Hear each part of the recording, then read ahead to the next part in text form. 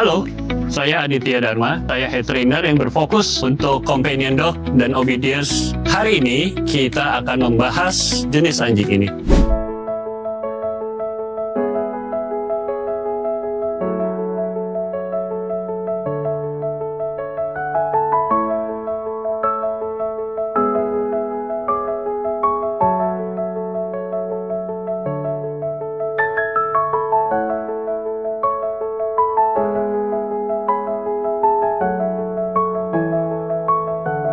Welsh Corgi anjing medium sih sebenarnya gitu kan ya. Ngetop gara-gara Ratu Elizabeth punya Corgi banyak gitu kan ya. Sebenarnya ini anjing gembala gitu kan ya, diciptakan untuk atau dibiarkan karena kebutuhan menjaga ternak, mengembalakan ternak di Inggris gitu kan ya. Rata-rata biri-biri gitu, ada juga sapi. Nah, makanya Welsh Corgi ini rata-rata ekornya dipotong, terus supaya kenapa sih dipotong ekornya? Supaya tidak terinjak sama the mighty hoof. Jadi kalau sapi panik itu kan dia, ya sementara kalau herding dog yang lain kayak herder badannya besar itu cuma ada di sekeliling herd, di sekeliling kawanan gitu kan ya. Sementara Corgi itu bisa nyelip di antara kaki.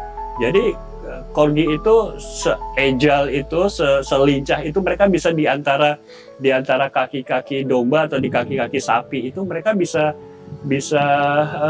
nyelip gitu kan ya. Terus caranya mereka herding gimana? Dengan menggigit, mencubit gitu ya, nipping kita bilangnya, itu nipping kaki ya, pap, terus suaranya juga kenceng. Jadi rata-rata Corgi itu suaranya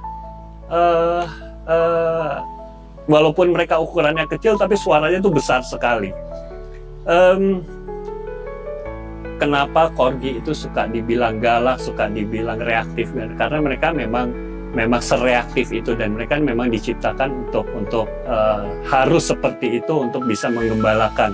Secara genetik mereka sudah membawa karakter seperti itu. Personalitinya bisa macam-macam, ada yang baik, ada yang tidak mudah bergaul, ya, gitu ya. Nah, lalu kalau kita bicara perawatan, Corgi pun juga super shedding. Jadi kalau setiap hari kita sisirin, kita dapat 1 ekor lagi gitu ya.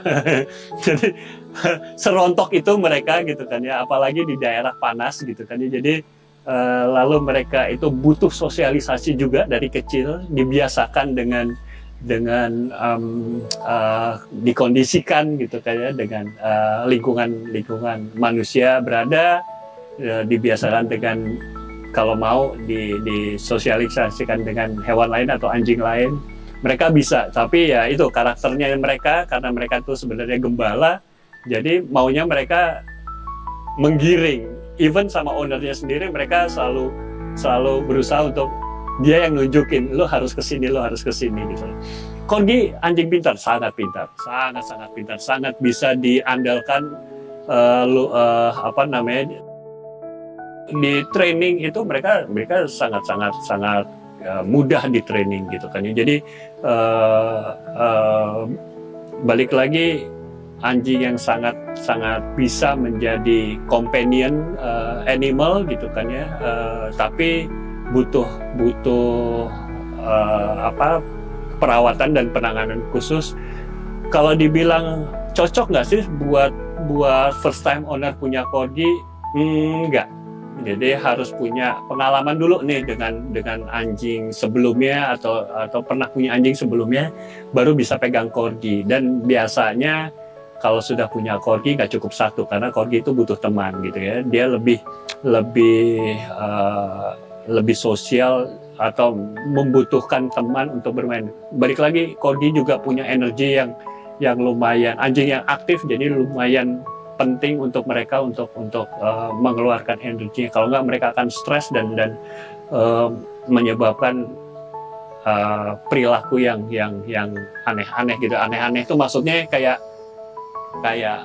rasa frustasi. Mereka nggak tahu harus ngapain, ngerusakin furniture, ngerusakin pekarangan, dan mereka tuh suka sekali dengan dengan kegiatan-kegiatan yang outdoor life gitu kan. Jadi memang corgi itu sebenarnya bukan anjing yang di dalam rumah, tapi anjing yang di luar rumah gitu.